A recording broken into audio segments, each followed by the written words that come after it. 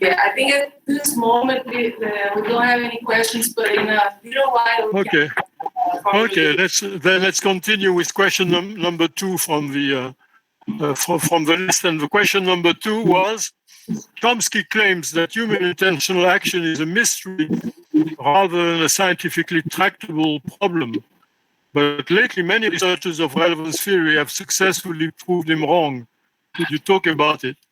Well, at first, I don't think that researchers from relevance theory have proved him wrong or right. I mean, I think these are two different issues. Basically, what Chomsky is doing, what motivates him is his sense that human free will or human freedom is a reality, an important one, and that we don't know where to begin to understand it.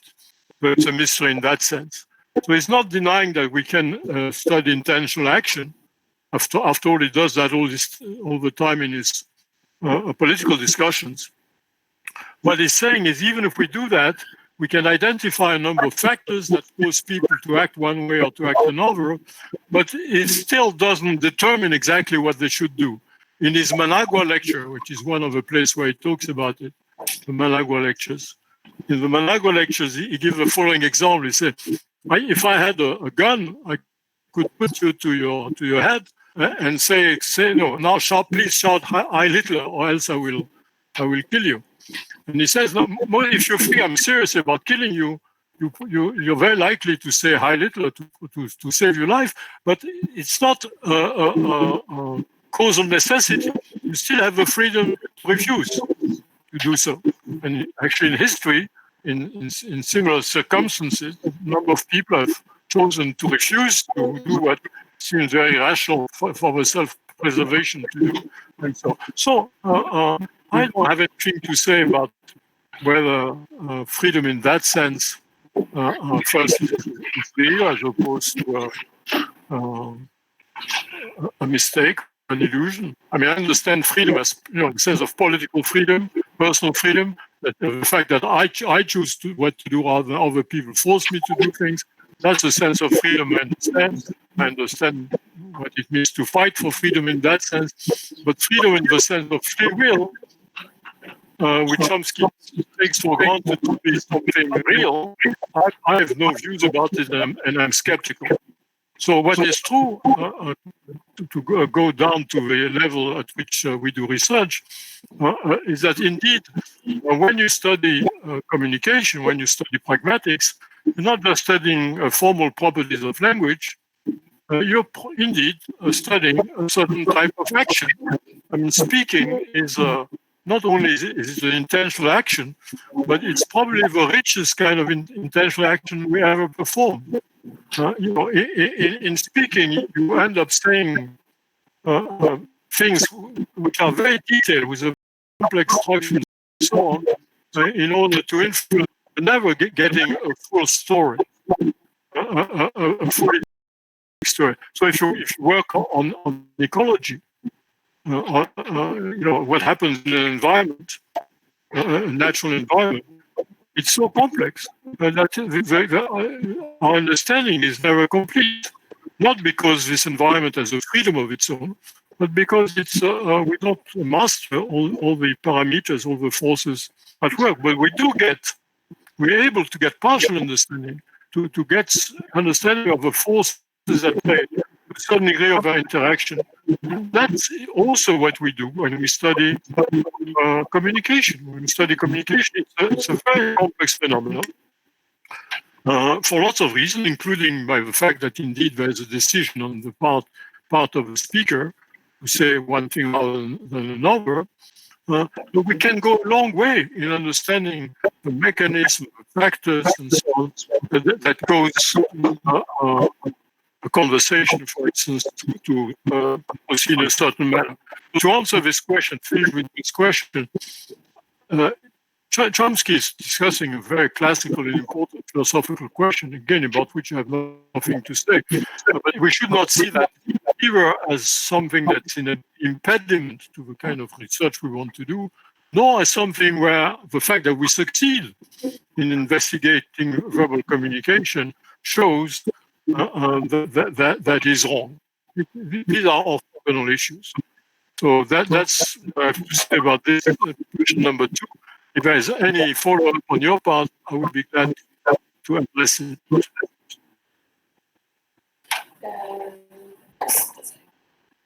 Just a second, I'm going to interact with people here. Nesse assunto, eu estou perguntando se vocês gostaram de fazer uma pergunta, gostariam de se aprofundar mais no assunto, podem passar para o nosso primeiro. Tem interesse de você perguntar mais? Deixa eu ir. Ele escuta se for inglês? Escuta.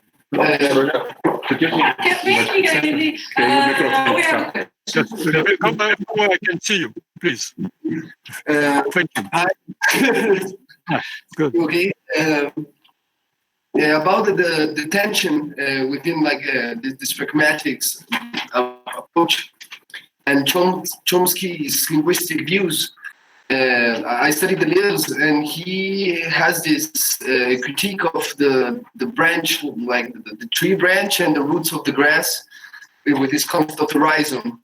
The pragmatism that you work on, does he build upon this rhizome? Does he interact with this critique that Deleuze brings upon Chomsky, or is it kind of a different approach?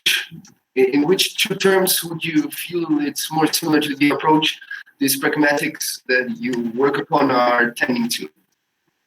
So look, my sense is, first, his interests are quite different from those of people who do pragmatics. He's studied the linguistic structure, grammar, formal properties of language. He's made this change the field quite radically. And for him, clearly the issues involved in what for him are performance rather than competence issues in communication are not the focus of his attention. So it's not that he's denying that these are interesting and important questions. He is skeptical about how much progress we can make in understanding them. Fine, I don't think they should stop us, but. And it does have actually a number of interesting remarks about word semantics, about reference, which I think are a source of inspiration, at least for me, in thinking about a number of pragmatic issues. But what I'm trying to deflate is the notion that you have to make a choice between Chomsky's point of view on these issues and the point of view of people, not just in relevance theory, but in general of people who work in pragmatics, and think you can't, you have to choose one side or another. I don't think these are two sides. These are different interests, also maybe different bets about which research can be more successful now. But in research, you always go ahead because you have a hunch that doing something may turn out to be productive, and it's not worth spending too much time discussing, is this the right things to study? Just go ahead. And if you come up with good work that's insightful, then you will have shown that your hunch was right. And if you fail, maybe somebody else will succeed. So I find spending much time in advance to decide what can be studied, what cannot, is on the whole, a bit of a waste of time. So I don't recommend spending much time on that. Any other question about this issue? Otherwise, we move to question number 3. Is that okay? Yeah, we can move along. Okay. So, some linguists suggest that intentional communication is too complex for systematic study. Could you discuss the development of that area as well as the role of overt and covert communication, both face-to-face and using social media, which seems to be the choice of many people? Well, I'll be brief on that, not because it's not a good question, but because we could talk for 2 hours about that. So, yes, again, when you study communication, it has a, and as somebody who's doing real pragmatics, that is pragmatics which is sensitive to the context of communication, both the context immediate between the interlocutors, but also possibly the social and cultural context, everything that may come in and affect the way communication proceeds, then you're dealing with things which have such a degree of complexity that I don't think it's reasonable to think you'll wrap it up and have a complete picture. The issue is, can we understand it better? And I think we can and we do, and this happens all the time. What happens in part of pragmatics is there are actually one interesting development in pragmatics in the 21st century has been the fact that it has attracted many people who come from formal semantics. And they tend to be people who are very smart, very, they work on difficult formal issues, and they bring their competence to the study of pragmatics. Now, bringing their competence to the study of pragmatics, they want to be able to define pragmatic problems in terms where the competence is applied. So you get a lot of recent pragmatics done by people who are very smart, which is pragmatics without context. So, much of the study of on so-called scalar implicature assume that the scalar implicature are not essentially modified. They are inferred independently of a specific context at hand. The only thing that the actual context of conversation can do is kind of inhibit them, block them. But the normal inference of a scalar implicature is seen as something that proceeds without, fairly automatically, without the context, the extra linguistic context being involved. So I think this is mistaken. I've written against, but that's not the point I want to make. The point I want to make is this is a kind of odd view of how you do pragmatics. It's pragmatics which you take out of the picture what makes it an exciting field. You take out of the picture the richness of contextual factors. You take out of the picture, among these contextual factors, both psychological factors, background knowledge factors, social factors, and so on. I don't think you go very far by doing that. So to just go back to the terms of the question, people, again, if you have a hunch that you can study something more narrow or wider, just go ahead and do it. Do what you're good at. You think you're good at doing, and try your best. I mean, I don't think there's only. I was talking about the different scales which coexist and at which you can look at the same phenomena. Work at the scale where you think you see things better. So I have no problem with that.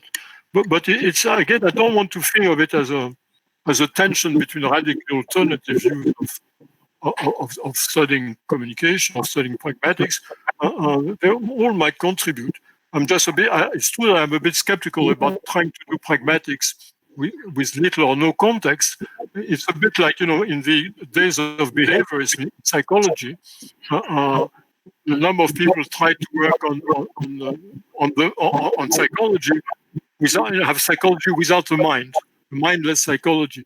Well, which doesn't make sense. I mean, that's the mind, whatever it is, or the mental, is what you study when you study psychology. You study it, you also will contextualize it, but the notion that you can do psychology without the mind is weird. The notion that you can do pragmatics without the context is similar to me. It's also weird. But okay, if people want to do it, let's see what they come up with. Let me move to the next question. And I think we can deal with it. It's a good question, but I think I can deal with it relatively quickly. So question number 4 is, where do you stand on the participation of emotions in interpretation? For you, is there such a thing as an emotive effect besides informative? So two things on that. But first, of course, emotions are crucial to psychology, to interaction, to communication, at all levels of psychological phenomena. They are clearly important. Second, it's true that the initial development of cognitive with its insistence on the so-called computational representational approach to cognition has left emotions in the background to the point that one could think for a while that there was you had to choose either you study cognition or emotion, but they're not the same thing. Well, they're not the same thing, but I think they're on a continuum. I mean, emotions are content. They're also, you're afraid of something. You hope that something will be the case. So the emotions are not just like abstract moods. They have cognitive content.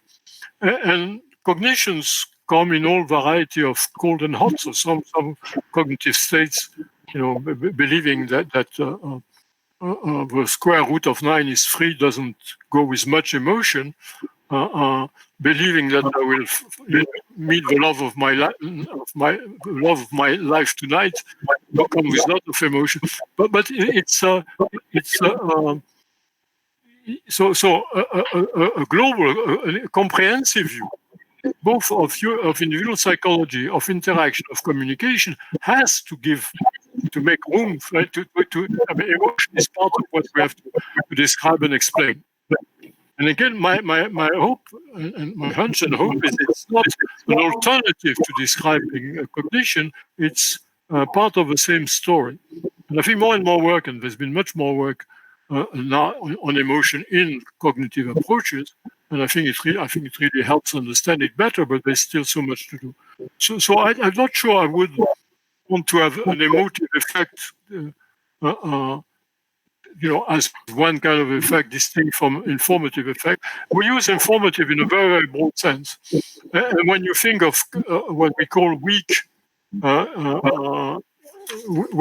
implicatures, for instance, that is where a large range of ideas get some degree of activation, it typically causes an emotional response, and it's intended to. It does that by making some information more manifest, a range of information slightly more manifest. I think it's not. I don't think emotion is an effect of a similar type as that of conveying information. It's an effect that and it's the relationship between raising awareness of some information, either by just stating it or by drawing attention to it in a variety of ways, and causing emotion in one's audience or expressing one's own emotion is a complex issue to be studied. And I don't think the solution is to have a label for emotional effect to go along with informative effect, among other things, because the intention you may have as a communicator to cause an emotion in your audience doesn't work in the same way as the intention you may have to convey some kind of information, and which works, and that's the old Greichen idea, by the recognition of your intention. If I want to cause in you a certain emotion, in most cases it won't cause your recognition of my intention. May cause an emotion, but typically not the one I intended. So it's a different story, a very important story, which has been neglected in much of cognitive psychology, which has been neglected in much of pragmatics. But it's not dramatic that we neglected it. I don't think we neglected it because we just forgot its existence. We neglected it because we felt we were more productive and efficient working on more standardly cognitive type of topics. But not only, I should encourage people who have really good ideas on that to develop these ideas, but we need them to do so. We need an integrated picture. Any comments, questions on this issue?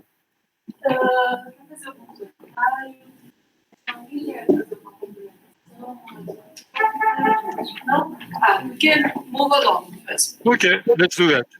So, what is the importance of fear of mind in relevance theory. That's in fact, the question is short, but the issue is a large one. So the view that goes back first to Grice. It didn't start with relevance theory. What relevance theory did was give it a cognitive turn. Again, Grice, I was talking earlier about the difference between personal and subpersonal psychology. Grice was a philosopher of mind, a philosopher of psychology, and he was thinking things at the personal level. But indeed, he, all the same, introduced the idea that, or actually there had been some people who suggested something similar, but he gave the more modern formulation of that, that to communicate, for instance, in the way human beings do, is not using a signal for the audience to merely decode the signal, is to use, say, linguistic preferences or whatever, or other means of communication to give evidence, to indicate what it is your intention to communicate, and that to comprehend, to understand communication of that kind is to identify an intention of a communicator, typically a speaker's meaning. So that's his analysis of a speaker's meaning. If you translate that into, so that was in the 60s. So in the 70s, with the article by Pragmática and Woodruff, Do the Chimpanzees Have a Theory of Mind, 79, begins kind of new field of research, often called theory of mind, about the capacity to attribute mental state to others and how does it exist in other animals besides humans, and how does it develop in childhood. And precisely because this takes place in a cognitive science approach, for not all the participants, but for many of them, we're talking about mechanisms which operate at the subpersonal level. This is a cognitive pursuit. So we're not looking for a kind of explicit reasoning or reasoning that could be made explicit, as you find when Grice has explained how we retrieve the implicature. We're looking for mechanisms that operate within the individual and that deliver an intuition about what the speaker has meant without any awareness of the step, the inferential step through which you arrive at that intuition. So you might say, okay, so then comprehension, understanding what the speaker says in particular, is a form of mind reading, of attribution of mental states to others. And then this raises the possibility that to understand comprehension, that the mechanism of comprehension is the very same mechanism that used in attributing mental states in non-communicative situations. So you have a kind of classical and boring example. You see somebody looking through the window, taking her umbrella and walk out. So observing the behavior, you think that she thinks it's going to rain or it is raining, and she wants to protect herself from the rain.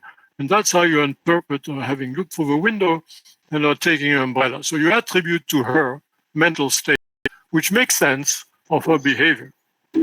So a very simple form of mind reading.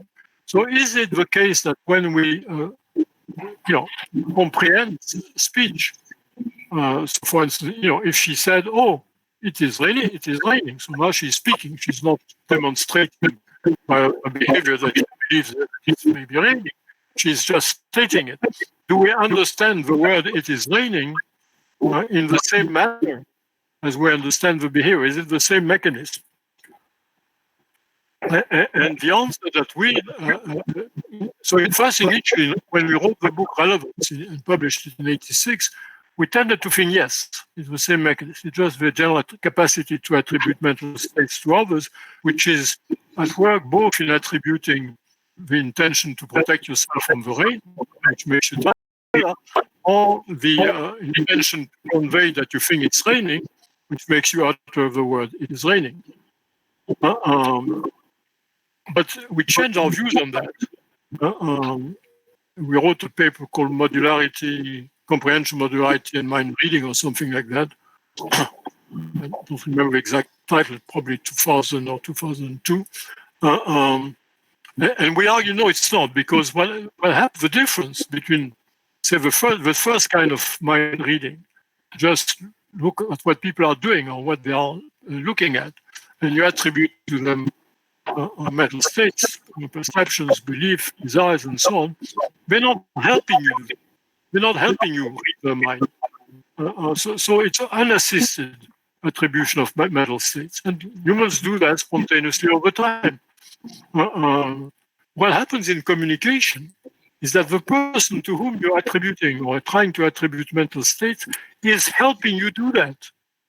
Now I'm talking to you, and I'm doing my best to help you understand what it is that I want to communicate. So I try to choose my word, to express myself, and so on, in a manner which will achieve that result. Of course, I'm not talking about my mind, I'm talking about more general topics, but I do that by giving you an indication of what it is that I think, and what it is that I intend for you to think too, what it is that I intend to communicate. And so in the case of comprehension, we're also dealing with attribution of mental states. There, the communicator is helping the audience to read her mind. So it's assisted mind reading. So what difference does that make? Whether it's unassisted mind reading, which is kind of a basic form, or it is assisted, it's helped by the communicator who wants her mind to be indeed read by audience. Well, we argue that it allows a quite different pattern of inference.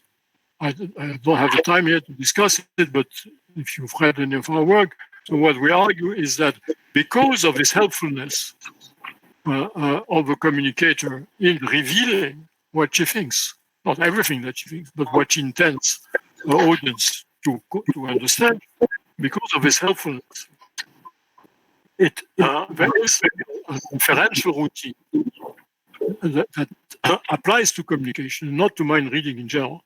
And that inferential routine for comprehension works like this. Look at possible interpretation in the order of least effort, what comes first to mind, and stop to the first interpretation you reach, which satisfies your expectations of relevance that have been raised by the very utterance of the communication. That, and I don't have time to go into why this is an effective heuristic for comprehension, but what should be clear is that this heuristic is not an effective heuristic to understand what people's mental states in general when they're not helping you. Because what first comes to your mind, has no epistemic benefit. If I'm trying to help you understand what I want to communicate, I will try to express myself so maybe